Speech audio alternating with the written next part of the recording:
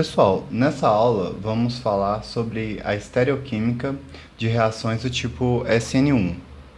Esse tema é bem tranquilo, só que vocês têm que ter assistido às aulas anteriores. Essa é a 11ª aula do capítulo 10, então é importante que vocês tenham assistido às 10 aulas anteriores, que esse tema é uma sequência, segue uma sequência lógica. Se vocês não tiverem assistido às aulas anteriores, vocês não vão entender muito bem o que eu vou falar aqui. Tudo bem? Se você já tiver assistido a aula, vamos dar continuidade.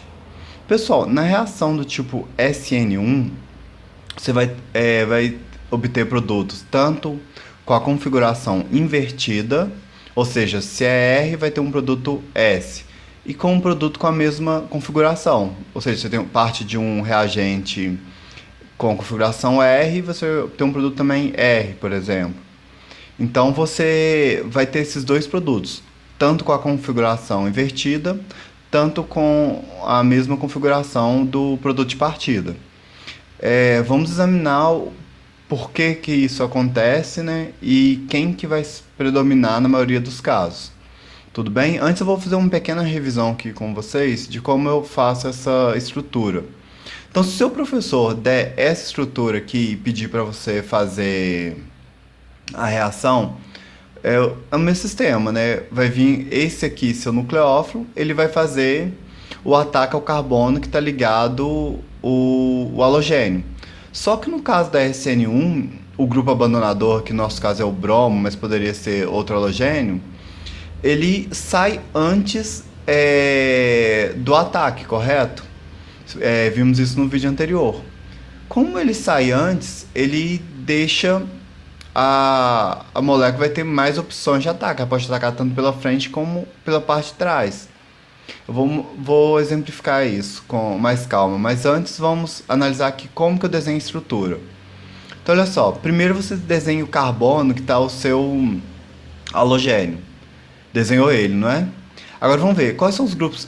Coloca sempre o hidrogênio com a seta tracejada, tá pessoal? Que indica que está indo para trás, porque ele é o de menor prioridade. Aí você desenha os demais grupos, né? Eu gosto de colocar o bromo, o grupo abandonador para frente, e coloco os dois demais grupos. Colocou eles, você tem a primeira molécula, tá? Poderia ser R ou S, não importa a configuração, a não ser que seu professor já te falar, partiu de uma molécula com configuração R, ou partiu de uma molécula com configuração S. Aí você tem que desenhar uma S ou uma R específica.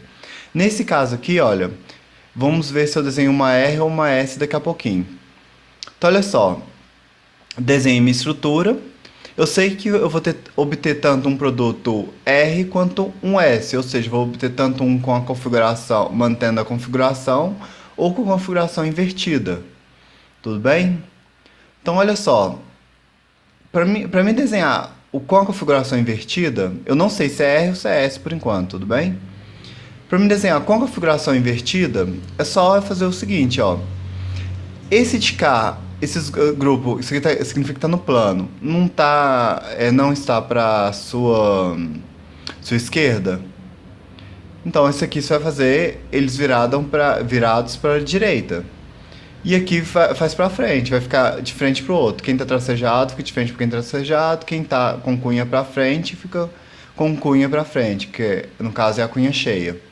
Tudo bem? Isso é a imagem espelhada. Então, esse daqui tem configuração invertida desse. E para desenhar o enantiômero com a mesma configuração, você desenha a mesma estrutura da mesma forma e substitui o bromo pelo seu grupo substituinte aqui. Tudo bem? Só isso.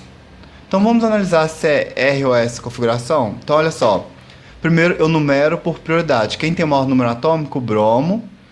Quando eu tenho carbono ligado a carbono, ele tem prioridade maior do que carbono ligado só a hidrogênio. Então, isso aqui vai ser a segunda prioridade, isso aqui é a terceira, e o hidrogênio sempre vai ser a última prioridade.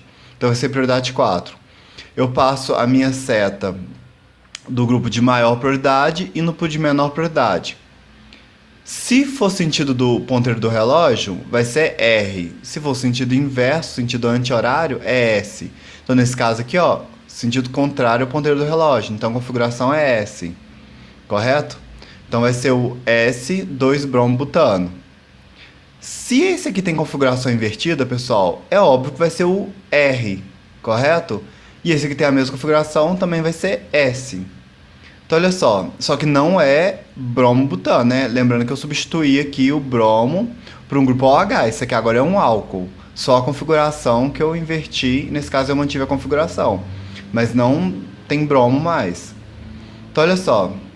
Isso aqui eu já sei que vai ser um produto R, porque tem configuração oposta àquele de lá. Então, olha só. Mas mesmo assim, se eu fizer a nossa regrinha aqui, olha... Quem é maior prioridade? O oxigênio tem maior número atômico.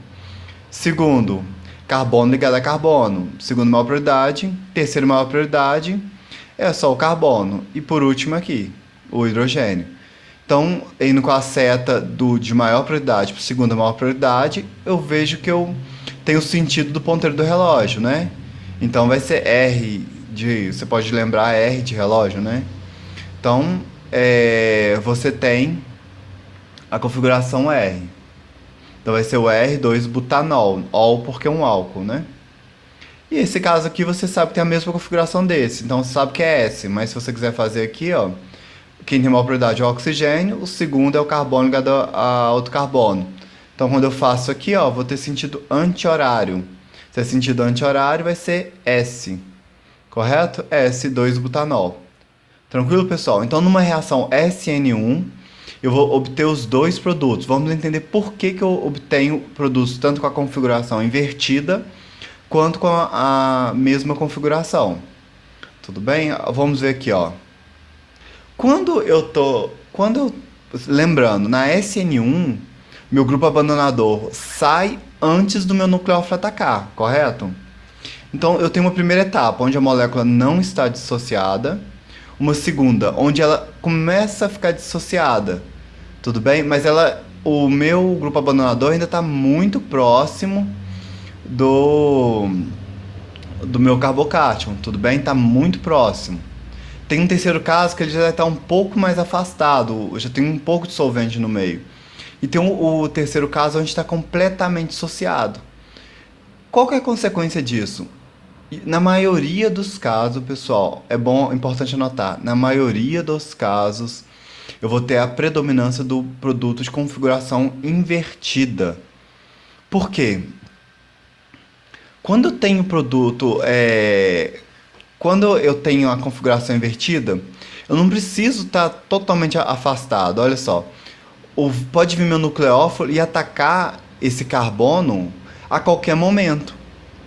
Para mim manter a configuração, ou seja, atacar pelo mesmo lado que o meu grupo abandonador saiu, eu teria só esse último caso aqui, ó, quando eu tenho íons completamente dissociados, que eu poderia fazer aqui, eu exemplifiquei aqui, ó. Isso aqui está no mesmo plano, as três ligações, tá, pessoal? Então eu posso tanto ocorrer o ataque pela frente como por trás. Então, ou seja, se acontece o ataque por trás, eu inverto a configuração. Só se lembrar da aula lá da inversão de configuração na SN2. Lembra a questão do guarda-chuva? Se não lembra, volta lá na inversão de configuração da SN2 que você vai ver isso.